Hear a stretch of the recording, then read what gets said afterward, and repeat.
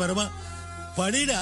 Hello guys, welcome back to my channel. இன்றைக்கி நம்ம என்ன டாபிக் பார்க்க போகிறோம் அப்படின்னா figures of speech. So 15 literary device, அதோட டீட்டெயில் எக்ஸ்ப்ளனேஷன் அண்ட் ஆல்சோ எக்ஸாம்பிள்ஸோட இந்த வீடியோவில் பார்க்கலாம். ஒரு போமை வந்து என்ஹான்ஸ் பண்ணுறதுக்கும் அதை இன்னும் அட்ராக்டிவாக நோட்டபிளான ஒரு போமை மாற்றுறதுக்கு இந்த ஃபிகர் ஆஃப் ஸ்பீச் எல்லாமே ஒர்க் ஆகுது, ஹெல்ப் பண்ணுது இல்லையா? So first one rhyme. ரைம்னா என்ன அப்படின்னா, இது வந்து வேர்ட்ஸ் சிமிலர் சவுண்டில் இருக்கிறது. இப்போ ஒரு போமில் வந்து 2 வேர்ட்ஸ், அதுக்கு ஸ்பெல்லிங் வேறு, மீனிங் வேறு, பட் அதோட சவுண்ட் வந்து சேமாக இருந்துச்சுன்னா அதை நம்ம ரைம் அப்படின்னு சொல்லுவோம் இல்லையா? அது ஒரு மியூசிக்கல் ரிதமேட்டிக் எஃபெக்ட் வந்து கொடுக்கும்.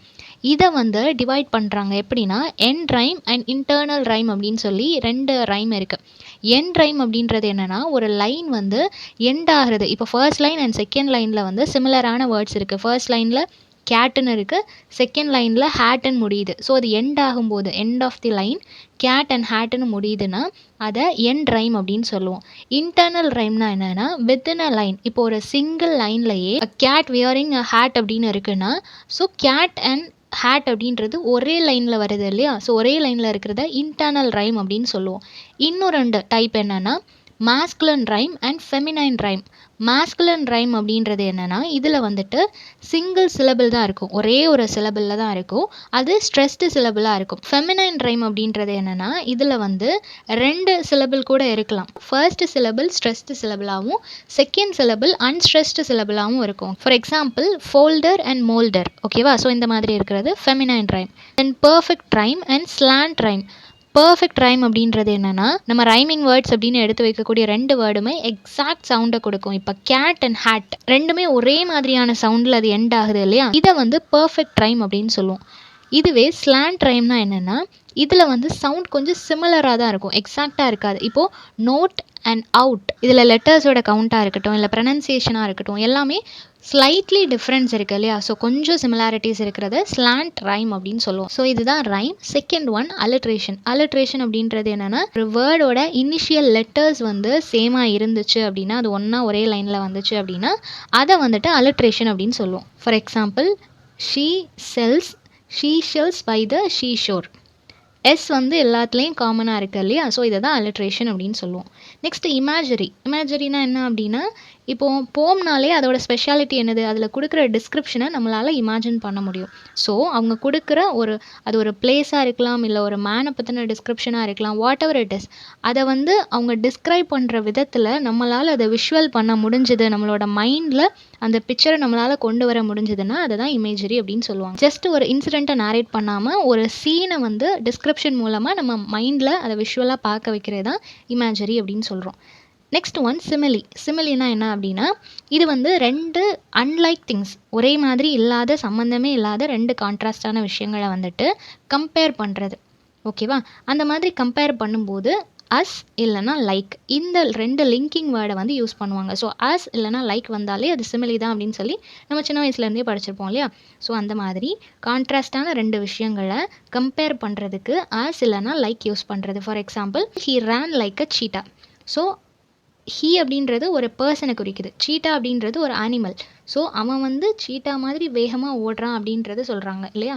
ஸோ ஒரு அனிமலை ஒரு ஹியூமனோட கம்பேர் பண்ணுறாங்க, அதுக்கு லைக் அப்படின்ற வேர்டை வந்து யூஸ் பண்ணுறாங்க. இது சிமிலி.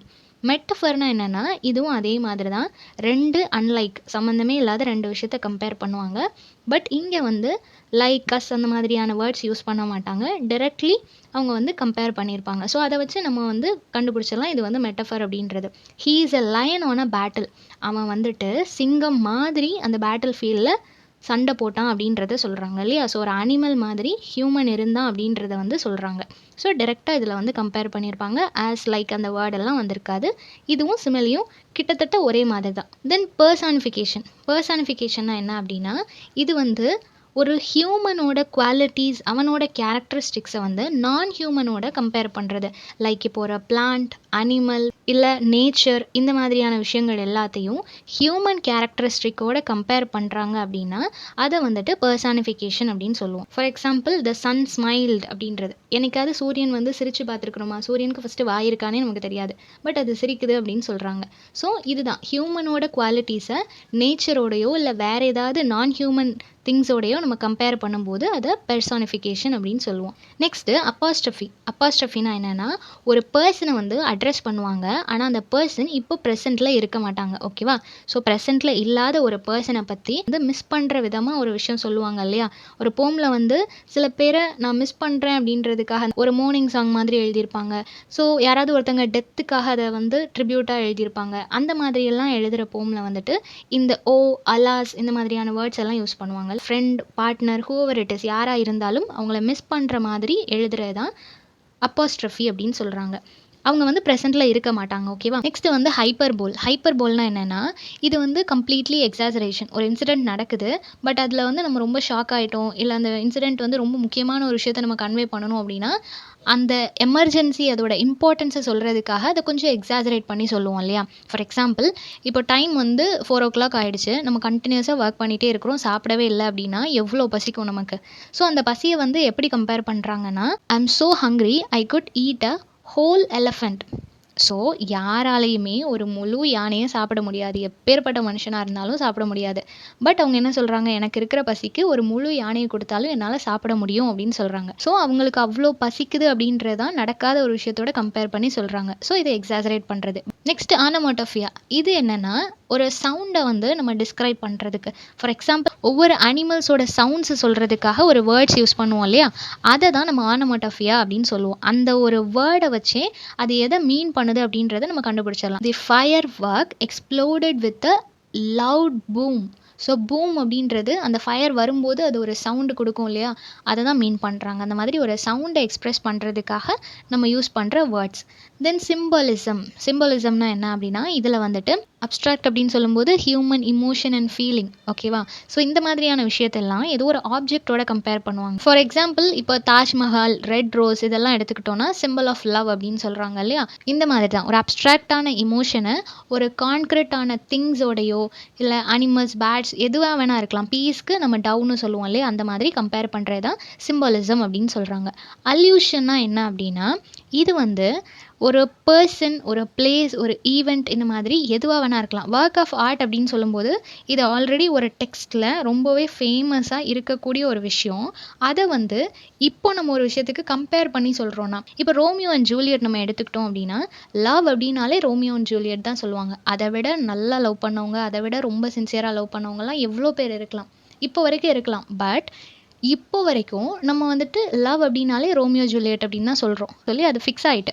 அந்த மாதிரி இருக்கிற ஒரு விஷயத்த, அது பர்சனாக இருக்கலாம், பிளேஸாக இருக்கலாம், ஈவெண்ட்டாக இருக்கலாம், எதுவாக வேணா இருக்கலாம்.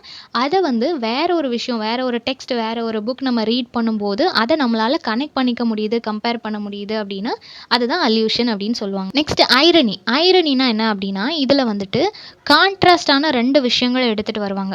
ஓகேவா? இப்போது ஒரு ஃபயர் ஸ்டேஷன் இருக்குது. அந்த ஃபயர் ஸ்டேஷனில் ஃபயர் ஆகிடுச்சு அப்படின்னு சொல்கிறாங்க. ஃபயர் ஸ்டேஷன் எதுக்காக இருக்கும்? எங்கேயாவது ஃபயர் ஆச்சுன்னா அவங்கள சேவ் பண்ணுறதுக்காக தான் ஃபயர் ஸ்டேஷன் இருக்கும் இல்லையா? பட் அங்கேயே ஃபயர் ஆகிடுச்சு அப்படின்னு சொல்கிறாங்கன்னா அது கான்ட்ராஸ்டான விஷயம். இதை தான் ஐரணி அப்படின்னு சொல்லுவாங்க. இன்னும் சிம்பிளாக சொல்லணும் அப்படின்னா, இப்போ யாராவது ஒருத்தவங்க ஜோக் பண்ணுறாங்கன்னு வச்சுக்கோங்களேன். அந்த ஜோக் வந்து செம்ம மொக்கையாக இருக்குது, நமக்கு சிரிப்பே வரல. ஆனால் நம்ம என்ன சொல்லுவோம், வேறு லெவல் காமெடி அப்படின்னு சொல்கிறோன்னு வச்சுக்கோங்களேன். அப்போ அதுதான் அங்கே கான்ட்ராஸ்டான விஷயம். அவங்க சொன்னதுக்கு சுத்தமாக நமக்கு சிரிப்பு வரல, அதை காமெடியாகவே நம்ம கன்சிடர் பண்ணலை. ஆனால் வெளியே சொல்லும்போது என்ன சொல்கிறோம், வேறு லெவல் காமெடி அப்படின்னு சொல்கிறோம் இல்லையா? ஸோ மனசில் நம்ம ஒன்று நினச்சிக்கிறோம், ஆனால் வெளியே சொல்கிறது அதுக்கு அப்படியே ஆப்போசிட்டாக ஒன்று சொல்கிறோம். மனசில் நினைக்கிறது நெகட்டிவாக இருக்கும், வெளியே சொல்கிறது பாசிட்டிவாக இருக்கும். ஆனால் அவங்களுக்கு புரிஞ்சிடும், நம்ம வந்து இதை தான் மீன் பண்ணுறோம், காமெடியே இல்லைன்றதை அவங்க இப்படி சொல்கிறாங்க அப்படின்றது அவங்களுக்கு புரியும் இல்லையா? ஸோ இதுதான் ஐரணி அப்படின்னு சொல்கிறோம். ஸோ அதில் வந்து கான்ட்ராஸ்டான விஷயங்கள் இருக்கும். ஒன்று மைண்டில் இருக்கும், ஒன்று வெளியே நம்ம சொல்கிறதா இருக்கும். இல்லை ஒரே சென்டென்ஸில் கூட அவங்க அந்த மாதிரி மீன் பண்ணலாம். First allegory. அலிகரினா என்ன அப்படின்னா, ஒரு போம், ஒரு story, picture, what ever it is, அதை வந்து நம்ம இன்டர்ப்ரெட் பண்ணுறோம் இல்லையா? அதில் வந்து ஆக்சுவல் மீனிங்னு ஒன்று இருக்குது. பட் அதை இன்டர்ப்ரெட் பண்ணும்போது அதில் இருக்கிற ஹிடன் மீனிங் எல்லாம் வெளியே வருது அப்படின்னா அதுதான் அலிகரி அப்படின்றத சொல்லுவோம். ஃபார் எக்ஸாம்பிள், இப்போ வந்து அனிமல் ஃபார்ம் அப்படின்னு ஜார்ஜ் ஆர்வலோட ஒர்க் எடுத்துக்கிட்டோம் அப்படின்னா இட்ஸ் அன் அலிகரி. ரஷ்யன் ரெவல்யூஷனில் என்ன நடந்துச்சு அப்படின்றத இன்டைரக்டாக அதில் ரெப்ரசென்ட் பண்ணியிருப்பாரு. அனிமல்ஸோட கம்பேர் பண்ணியிருப்பாரு இல்லையா? டேல் ஆஃப் 2 சிட்டிஸில் எப்படி ஃப்ரெஞ்ச் ரெவல்யூஷனை பற்றி பேசியிருப்பாங்களோ அதில் டேரெக்டாக பேசியிருப்பாங்க ஃப்ரெஞ்ச் ரெவல்யூஷனை பற்றி இல்லையா?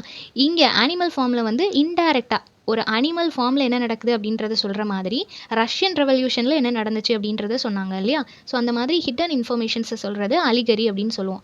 தென் மெட்டானமி அப்படின்னா என்னென்னா, இது வந்துட்டு வேர்ட்ஸ், ஃப்ரேசஸ் இது எல்லாமே அதோட எக்ஸாக்ட் மீனிங்கை விட்டுட்டு அந்த சிச்சுவேஷனுக்காக, அந்த பர்டிகுலர் சென்டென்ஸுக்காக அதோட மீனிங்கை மாற்றி சொல்கிறது.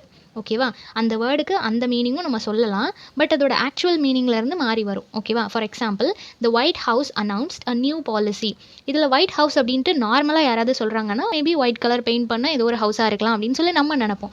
பட் இங்கே ஒயிட் ஹவுஸ் அப்படின்றது ஒரு அட்மினிஸ்ட்ரேஷனை மீன் பண்ணுது இல்லையா? ஸோ ஒயிட் ஹவுஸ் அப்படின்றது நார்மலாக ஒயிட் பெயிண்ட் பண்ணப்பட்ட ஒரு ஹவுஸை விட்டுட்டு அது ஒரு அட்மினிஸ்ட்ரேஷனை ரெப்ரசென்ட் பண்ணுது. இதுதான் மெட்டானமி அப்படின்னு சொல்லுவாங்க. Last one ஆக்சிமொரான். ஆக்சிமொரான்னா என்ன அப்படின்னா இது கம்ப்ளீட்லி கான்ட்ராஸ்ட். இப்போ வந்து 2 கான்ட்ராஸ்டான வேர்ட்ஸ் ஒரே லைனில் வர்றது. ஓகேவா?